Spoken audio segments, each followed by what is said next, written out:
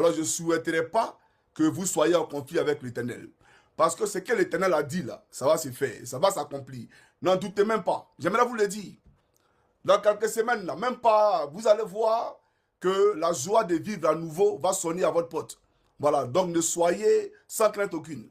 Donc j'espère que vous allez prier pour renforcer vos foi, votre différentes foi. Mais on va à la profondeur, il y a quoi les gars? Chaque homme africain peut les Côte d'Ivoire. J'aimerais dire aux différents corps habillés, d'abord, retenez une chose, chers Ivoiriens. Voilà ce que Apollo raconte au corps habillé nordiste à la gendarmerie. Et Kouyaté raconte aux policiers nordistes à la police. Parce que vous savez que depuis que Draman a pris le pouvoir, les recrutements de la gendarmerie et à la police ont été faits sur la base ethnique. D'accord? Et voilà pourquoi les présentations au drapeau, les prestations de serment, vous voyez beaucoup de personnes, beaucoup de musulmans qui sont là-bas, d'accord? Parce qu'il n'y a que les enfants qui sont prêts à, bien entendu, travailler sur le terrain. Alors, voilà pourquoi on n'affiche plus les listes d'entrée à l'école de gendarmerie. Autant les Gbagbo on affichait. Donc, on pouvait savoir toutes les régions de Côte d'Ivoire, combien de personnes avaient été recrutées à l'ouest, combien de personnes avaient été recrutées au nord. Il y avait une transparence totale. Mais depuis que Ouattara est venu, ils ont tout supprimé.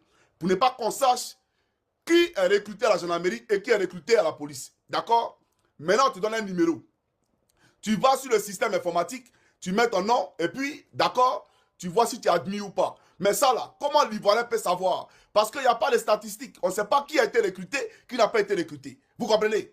Mais on peut informatiser le système pour faire du rattrapage ethnique.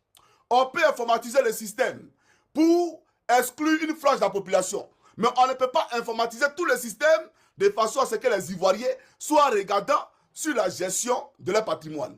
Comment l'argent public est géré? Ça, on ne peut pas informatiser le système. Ouattara gère le pays comme bon lui semble.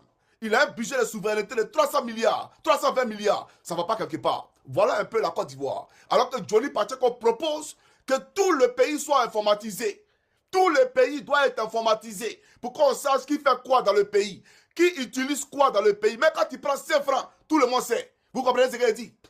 Mais on a informatisé le système pour faire du rattrapage ethnique. Maintenant, à ceux qui ont été rattrapés, d'après eux qui étaient oubliés, qu'ils ont rattrapé, on leur dit que si jamais Gbagbo Laurent vient au pouvoir, si jamais Tidiane Thiam vient au pouvoir, si jamais Solo Kiba Frigion vient au pouvoir, ils seront les plus grands oubliés.